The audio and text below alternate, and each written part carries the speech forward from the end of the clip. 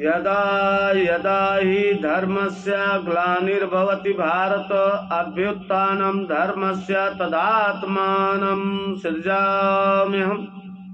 जय श्री कृष्ण, जय श्री कृष्ण, जय श्री कृष्ण। तो आप लोग सुनिए श्री मद् भगवत गीता का 7वां अध्याय और 10वां श्लोक आप लोगों के साथ शेयर कर रहे हैं। तो कहते हैं कि तुम तसल्ली न दो, सिर्फ बैठे ही रहो, महफिल का रंग बदल जाएगा, गिरता हुआ दिल भी संभल जाएगा, संभल जाएगा। रमण महर्षि के पास बाहर का तो कोई सरकारी पद नहीं था, कोई धन बल या बाहुबल नहीं था, किंतु भीतर का बल, आध्यात्मिक बल, आध्यात्मिक तेज इतना था कि उनके चरणों में लोगों को बड़ी शांति मिलती थी। मोरारजी भाई देसाई कहते थे, मैं प्राइम मिनिस्टर बना, उस समय भी मुझे वह सुख नहीं मिला जो रमण महर्षि के चरणों में चुपचाप बैठने से मिला है। इस प्रकार भगवान श्री कृष्ण कहते हैं कि बुद्धिमानों की बुद्धि एवं तेजस्वियों का तेज मैं हूँ। एकनाथ जी महाराज की जो समता है, जो समता है वह ईश्वर है।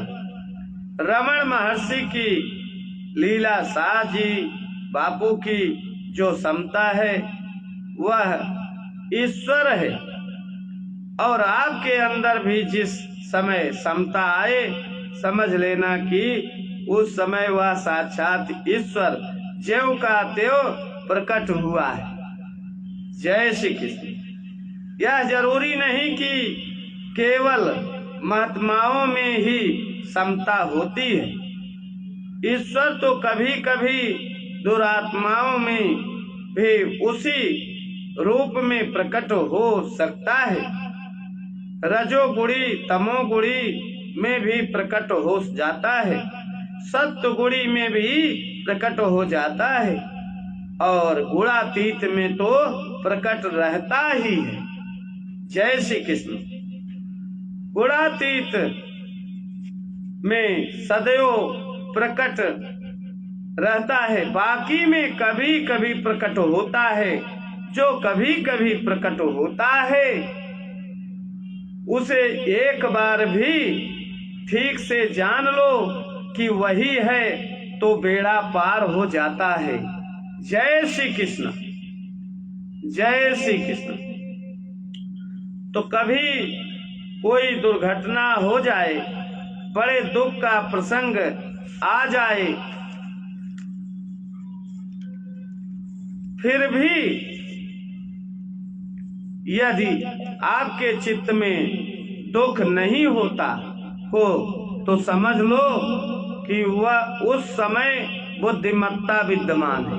क्या है? बुद्धिमत्ता विद्यमान है। बड़े सुख का, खुशी का प्रसंग आ जाए, फिर भी आपके चित्त में हर्ष नहीं होता हो तो समझ लो कि उस समय ईश्वरीय अवस्था है, ईश्वरीय अवस्था है। राजा रणजीत सिंह के जीवन की एक घटना है। एक बार रणजीत सिंह वेश बदलकर कहीं जा रहे थे, इतने में एक पत्थर कहीं से आकर उनके सिर में लगा और रक्त बहने लगा। कुछ सिपाही सेवा में लग गए और कुछ सिपाही चारों ओर अपराधी को खोजने के लिए दौड़े। थोड़ी ही देर में सिपाही एक बुढ़िया को पकड़कर ले आया एवं राजा के सामने उसे पेश करते हुए बोले, आपके सिर पर कातिल चोट करने वाली यही बुढ़िया है। बताइए राजन, अब इसे क्या सजा दी जाए।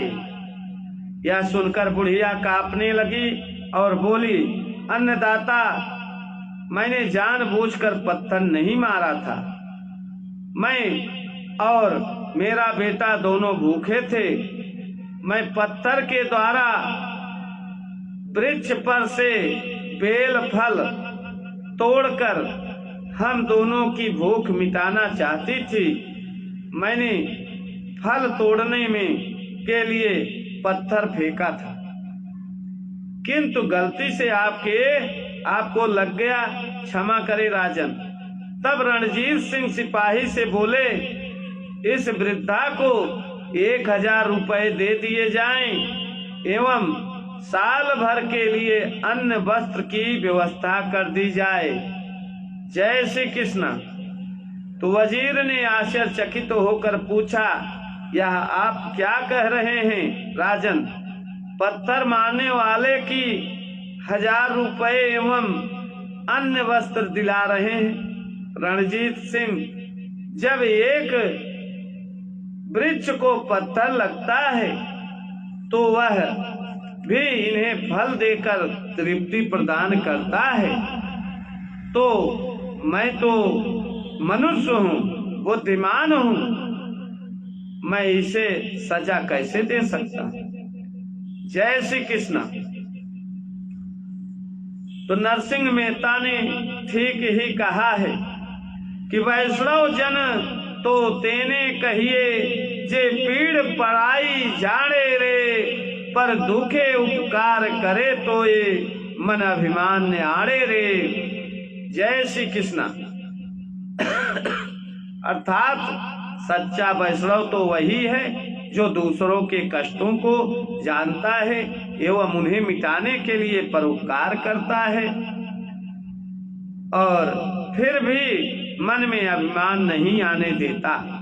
संसार तो रण क्षेत्र है, कभी पत्थर की चोट सहनी पड़ेगी तो कभी अपमान की चोट सहनी पड़ेगी, कभी मान्यता के अनुकूल बात होगी तो कभी मान्यता के प्रतिकूल बात होगी, लेकिन चोट का भी सही अर्थ लगाओगे तो धन्यवाद देने लगोगे और धन्यवाद देते देते आप स्वयं धन्यवाद स्वरूप हो जाओगे। जय श्री कृष्ण। जय श्री कृष्ण। तो कहते हैं, बाबा जी आप बताइए कि मेरे कोट में क्या है? हा? किसी महात्मा की परीक्षा करने के लिए एक युवक अपने कोट की जेब में एक कबूतर ले आया। उसने महात्मा जी से पूछा कि बाबा जी बताइए मेरे कोट में क्या है? बाबा जी बोले कबूतर है। युवक बोला, अच्छा यह बताइए कबूतर जिंदा है या मरा हुआ है? तो बाबा जी बोले कबूतर जिंदा है कि मरा हुआ है यह मुख्य बात नहीं है। मैं अगर जिंदा बोलूंगा तो तुम इसकी गर्दन दबा दोगे, मार दोगे, और मैं अगर मरा हुआ बोलूंगा तो तुम उसे जिंदा ज्यों का त्यों निकालोगे। अब मैं इसे मरा हुआ बोलता हूँ ताकि तुम इसे जिंदा निकाल दो और उसके प्राण बच जाएं। मैं झूठा पड़ जाऊंगा तो कोई हर्ज नहीं है।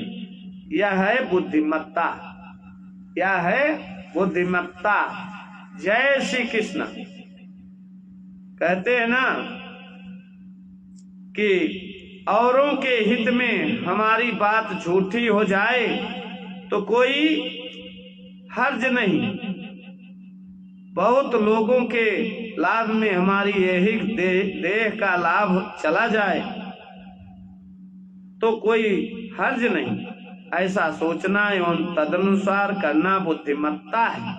श्री कृष्ण भगवान इस बुद्धिमत्ता की ओर संकेत करते हुए कहते हैं कि बुद्धिर बुद्धि मतामस्मि, बुद्धिमानों की बुद्धि मैं हूँ, बुद्धिमानों की बुद्धि मैं हूँ।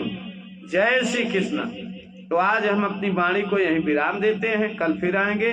तो जो लोग लाइव पे आए थे सभी मित्रों के लिए जय श्री कृष्ण, जय श्री कृष्ण। जो लोग लाइव से जुड़े थे उनके लिए, उनके माता पिता के लिए जय श्री कृष्ण। जो बाद में आएंगे उनके लिए जय श्री कृष्ण। नारायण हरि, नारायण हरि।